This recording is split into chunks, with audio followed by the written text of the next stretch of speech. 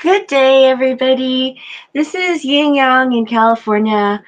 I'm in California. I'm broadcasting at Pacific Daylight Time. It is 5:10 a.m. and 41 seconds. Um, I am reading from the Stoic named Epictetus today from his book, one of Discourses 1.25 to 1.28. And 1.25 is subtitled the same topic as the previous subtitle, which was How to Combat Difficult Circumstances. Let's see what he says about that. And there are many more people who know about Epictetus than I am. I don't know anything about him. I'm just reading to you from what he says. Number one, if this is true, and we're not being frivolous or putting on an act when we say that what's good and bad for us lies in our will. No, let's see. He said the crucial point previously, he said, but the crucial point is this. Remember that the door is open. Don't show yourself to be more of a coward than children are, but just as they say, I shan't play anymore when they don't like a game. So when you feel that things have got too difficult, say, I shan't play anymore and take your leave. But if you stay, no complaining. We're on the same topic in Book 1, Section 25. If this is true, and we're not being frivolous or putting on an act when we say that what's good and bad for us lies in our will, and that everything else is nothing to us, if this is so, why are we troubled? Good morning, Elizabeth Ann. How are you? What is there to fear? Okay, let me see. Here you go. Okay. The things we value aren't in anyone else's power, and the things that are in others' power, we're not interested in. What is there to trouble us? Give me some guidance, somebody says. And he says, what guidance am I to offer? Hasn't Zeus offered you guidance already? Hasn't he made it so that what's yours is unimpeded and unobstructed, while what's not yours is subject to impediment and obstruction? Now keep in mind, Epictetus lived around the same time as all of these Stoics are coming about pretty much contemporarily to Christ. And prior to Christ, there was Stoicism to keep people in line more morally. And so Stoicism has survived outside of religion. It is a very interesting practice, and it also emphasizes virtue. I'm in a little daily Stoic newsletter mailing list, and today they said that there are four major virtues of Stoicism. One is courage, one is self-discipline, one is wisdom, and one is justice. I got it in the wrong order that they said it, but if you think about it, that's what we all want. We want justice, we want wisdom, we want courage, we want self-control. They say that one, self-control and discipline, in different ways, but whenever they use these words, in Latin, there are certain words that have, well, in Latin, as in any language, they have lots of different connotations. So when we read from here, and it sounds like they've done a lot of interpretation, the fact is that they were probably very faithful to the text. The original Latin would have been very complex, and it has moods, it has subjunctives, it has declaratives, it has six tenses, it has four conjugations, so four types of verbs, six types of tenses. You know what? I will actually say six types of tenses. There's the perfect, the imperfect, the future perfect, and the present, and the let's see, pluperfect. Did I say that already? Anyway, so there's the perfect, which means something that has happened. So he sat. And then there's the imperfect. He was sitting. In other words, it's an action that happened in the past, but hasn't been finished. It's still happening. He was sitting, or he used to sit. That's a different tense than he sat. And then the present, and then the future. He will sit, and then the future perfect, which was uh, the future perfect, which would be he will have sat, and then the pluperfect, which is he had sat before she came in. You see, so there are different. He had already sat down before she came in. He had sat before she came in.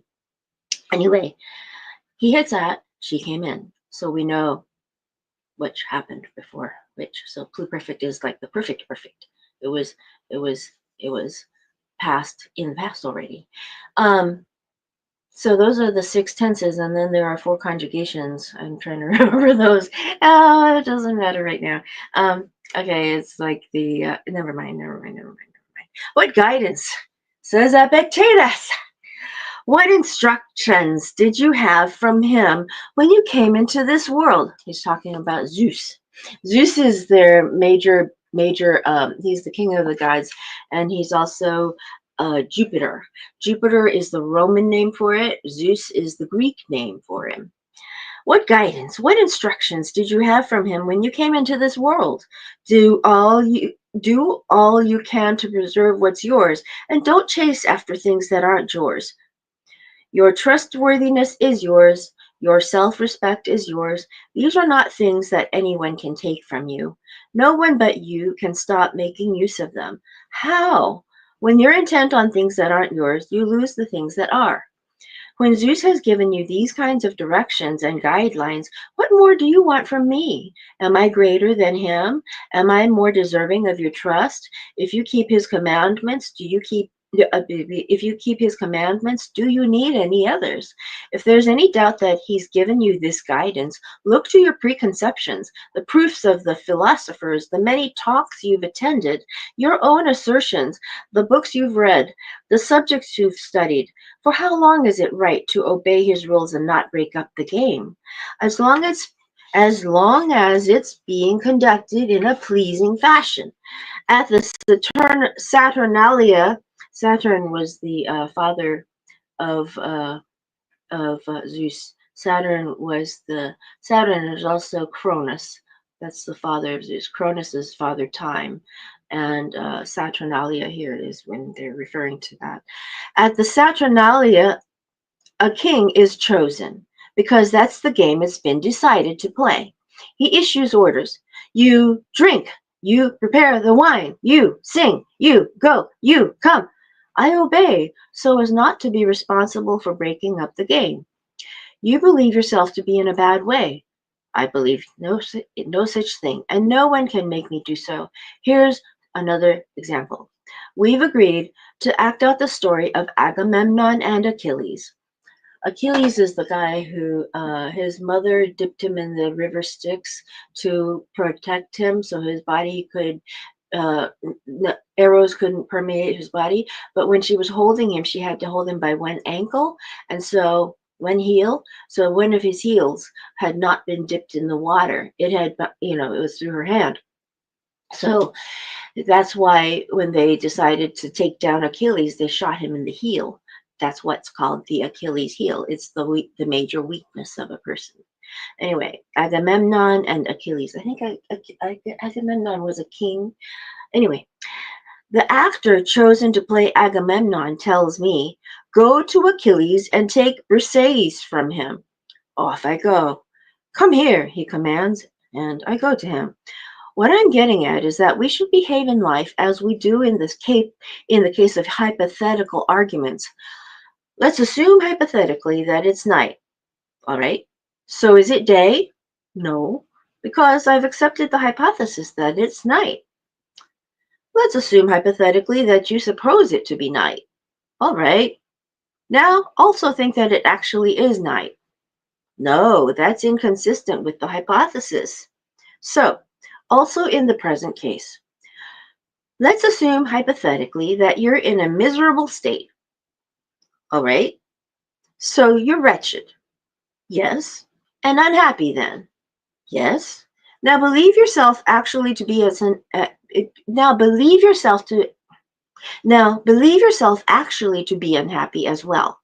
No, that's inconsistent with the hypothesis.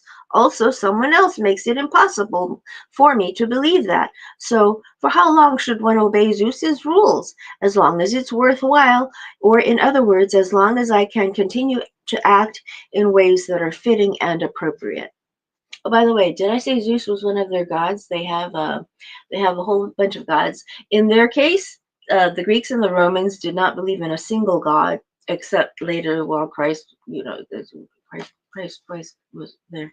Um, uh, so Zeus was the king of the gods. I forgot to mention that. I don't know if I mentioned that. Anyway, and then Cronus was his father, which fathered time. Cronus fathered time. Saturn is the name for Saturn is the Roman name for Cronus, and then Jupiter is the Roman name for Zeus. Anyway, there are some people, severe and dyspeptic types. Hold on. Anyway, there are some people, severe and dyspeptic types, who say, I'm incapable of dining with him. Every day he recounts his exploits during the war in Mysia, and I can't stand it. I've told you, brother, how I made my way up to the top of the hill. The siege was renewed there, dot, dot, dot. But another person says, I'd rather have the meal and listen to him babbling on as much as he likes. You'd better choose between these two perspectives. Just don't do anything when you're feeling down or distressed or when you believe yourself to be badly off, which no one is forcing you to do. Many gods for Greeks and Romans. That's correct. That's correct. They kind of they um, made it distinct. Every god had their own characteristic. So whereas we believe God is omnipotent, they believed that every god had their own specific power. So Aphrodite was the goddess of love. Uh, Aphrodite's Roman name was Venus, the goddess of love. Mars was the god of war, and his Greek name was Ares. So, when we have all these words in our vocabulary, their origins are very interesting. If you read Greek or Roman mythology, it'll be lots of fun. I could go into that, but let's do that another day since I wasn't prepared to do that today. Has someone made the house smoky? If it's not too bad, I'll stay. If it's too much, I leave.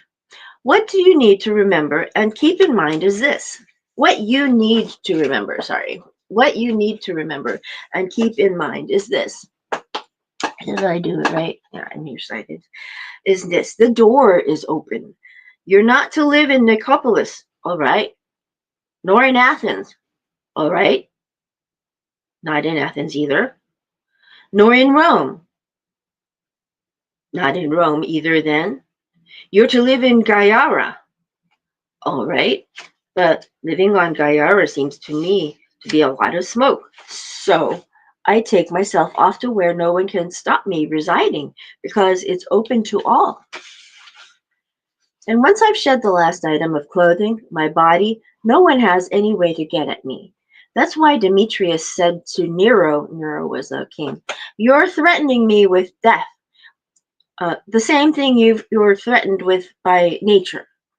If I consider my body important, I turn myself into a slave.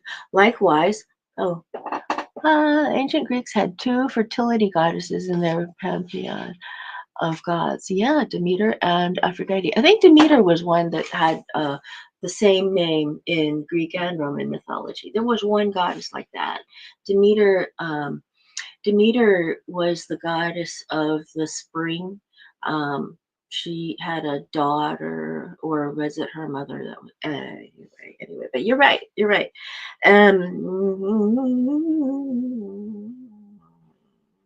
If I consider my body important, I turn myself into a slave. Likewise, if I value my possessions. You see, I thereby betray myself by showing what can be used to capture me. When a snake pulls back its head, I say, hit it there, because that's the part it's trying to protect. And so, believe me, whatever you want to protect is where your master will attack you. If you bear this in mind, whom are you going to flatter? Whom will you fear? But I want to sit in these senatorial seats. Can't you see that you're hemming yourself in, oppressing yourself? But otherwise, how will I get a clear view of what happens in the amphitheater? I see. He was talking about audience seats. I thought he meant senatorial seats. Just don't go to the show, man. Don't oppress yourself. Why are you making trouble for yourself? Alternatively, wait a bit, and after the show's over, go and sun yourself in the senatorial seats. The basic point to remember is this. We oppress ourselves. We hem ourselves in, which is to say that our judgments oppress us and hem us in. What, for instance, is this thing we call being abused? Stand by a stone and abuse it. Will you have any effect? So, if you listen like a stone, and what good will abuse do an abuse? Okay, if you listen like a stone, what good will abuse do an abuser? But if he can use the weakness of the person he's abusing to gain a purchase, then he'll get somewhere. Strip him. What do you mean, him? Take his clothes and strip him of them. I've insulted you. Much good may it do you. These are the principles that Socrates put into practice, and that's why he always wore the same calm expression. But we prefer to study and train ourselves in anything rather than how to become unobstructed and free. Philosophers speak in paradoxes. Are there no paradoxes in other arts? What could be more paradoxical than lancing people's eyes to enable them to see? If someone who is ignorant of medicine was told about this procedure, wouldn't he laugh at the person who was telling him about it? So, why is it surprising that if many of the truths of philosophy seem paradoxical to the ignorant? Now we're in Book 1, Section 26. What is the law of life? Wow. Let's see if we have that kind of time. Yes, we do, I think. Someone was reciting the hypothetical arguments when Epictetus remarked that one of the rules governing them was that one had to accept anything that's consistent with the hypothesis. Much more important, however, he went on, is the law of life that one has to act in a way that's consistent with nature. It therefore plainly follows that whatever the issue and whatever the conditions, if we want to remain in accord with nature, we must always aim to neither shun what's consistent with nature nor accept what conflicts with nature with it. That's why philosophers start our training with theory, where there's less difficulty, before introducing the harder matters. I mean, there's nothing in theoretical work that holds us back from following what we're being taught, but there's plenty of life to distract us. So anyone who expresses a wish to get straight down to practical matters is making a fool of himself, given that it's not easy to start with what's more difficult. And here's the defense to use with parents who are angry with their children for studying philosophy. Very well, Father, I'm making a mistake. I don't know where my duty lies and what it's proper for me to do. Now, if this is something that can be neither learned nor taught, what grounds have you got for telling me off? But if it's teachable, teach me, and if you can't, allow me to learn it from those who claim expertise in the field. I mean, do you suppose that I'm deliberately embracing what's bad for me and depriving myself of what's good? Hardly. So what has caused my mistake? It must be ignorance. So don't you want me to lose my ignorance? Has anger ever taught anyone the art of navigation or music? So do you think that your anger will teach me the art of life? That's what the son says to his father. These words can be spoken only by someone whose objective is to learn the art of life. However, if someone merely wants to show off his knowledge of hypotheticals at a dinner party, and that's why he reads books on the subject and attends philosophers' lectures, all he's doing is trying to win the admiration of the senator sitting beside him, isn't he? It's there in Rome that the truly great fortunes are to be found, and riches here seem child's play to people there. That's why it's difficult to control one's impressions in Rome, since powerful forces disconcert you. I know someone who clasped Epaphroditus' Epaphroditus's knees in supplication. Supplication means like kowtowing to, with tears in his eyes, and told him that he was badly off because he'd lost everything except 1.5 million sesterces. And what did Epaphroditus do? Laugh at the man, as you are now? No. In an astonished tone of voice, he said, "You poor man, why didn't you say anything? However did you keep going?" The student reciting the hypotheticals was unsettled by this, and when the person who had set him to read them laughed, Epictetus said, "You're laughing at yourself for your failure to provide the young man with any preliminary training. You didn't find out whether he was capable of following these arguments, and yet you let him give a reading. Why," he went on, "when a mind is capable of following and assessing a complex argument, do we trust it to assign praise or blame, to assess whether someone has done well or badly? When someone who can't discern what comes next or in something as trivial as an argument says that something was badly done, does the person he's criticizing care? If he says it was well done, does the person he's praising feel proud?